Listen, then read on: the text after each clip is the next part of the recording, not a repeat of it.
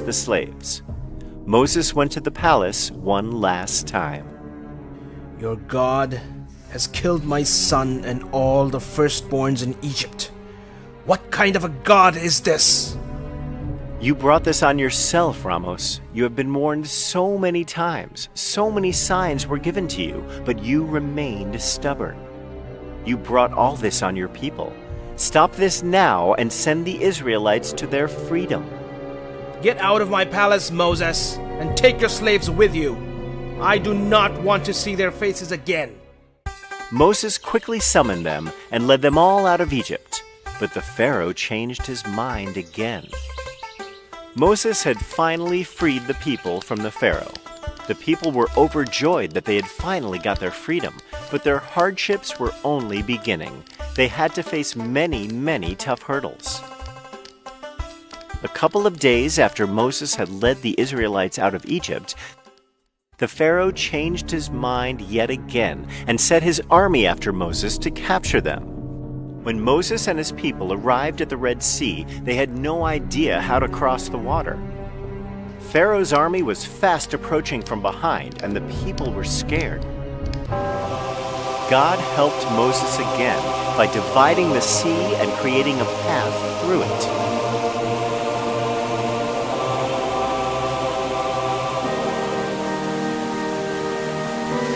Moses and his people walked through the seabed and crossed the Red Sea.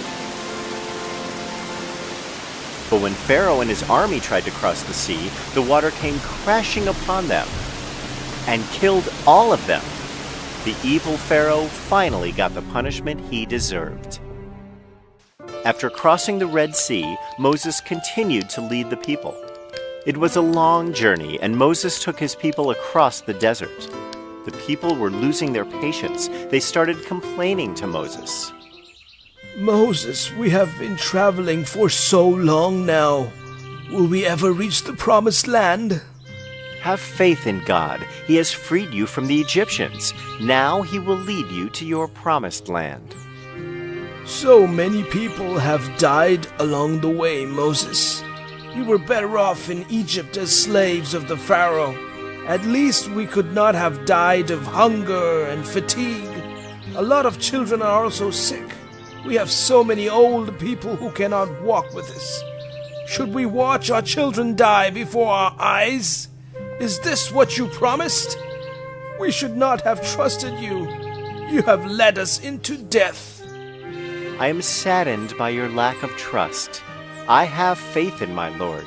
It is this faith that keeps me going forward. God is always with us. He will never leave us. Trust in Him, and you will not feel weak. And so they kept walking ahead through the desert. God kept watch over them. When there was nothing to eat in the desert and they were hungry, God showered a sweet bread known as manna on them. When they were thirsty, He gave them water from rocks.